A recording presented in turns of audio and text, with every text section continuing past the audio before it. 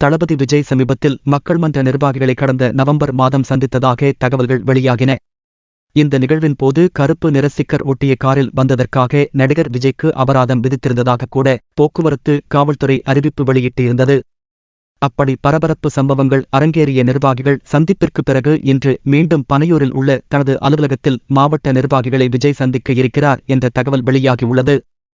கடந்த நவம்பர் மாதம் பனையூரில் உள்ள விஜய் மக்கள் இயக்கம் அலுவலகத்தில் நடந்த இந்த சந்திப்பின் போது ரசிகர்கள் உற்சாகம் அடைந்ததாகவும் அது மட்டுமின்றி ரசிகர்களுக்கு மணக்க சூடான பிரியாணி பரிமாறப்பட்டதாகவும் தகவல்கள் வெளியாகின.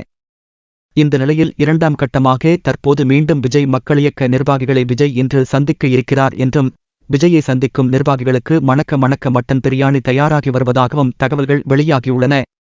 அரியலூர், பெரம்பலூர், செங்கல்பட்டு உள்ளிட்ட 3 மாவட்ட நிர்வாகிகளை நடிகர் விஜய் சந்தித்து ஆலோசனையில் ஈடுபட இருப்பதாக தகவல் வெளியாகியுள்ளது. மேலும் இன்றைய சந்திப்பில் அடையாள அட்டை வைத்திருக்கும் நிர்வாகிகளுக்கு மட்டுமே கூட்டத்தில் பங்கேற்க அனுமதி என்றும் கூறப்படுகிறது. விஜய் அடுத்தடுத்து விஜய் மக்கள் இயக்க நிர்வாகிகளை சந்தித்து வருவது அவர் ஏதோ பின்னணியில் பெரிய திட்டம் போட்டு இருப்பதாக விஜய் ரசிகர்கள் மத்தியில் கூறப்பட்டு வருகிறது.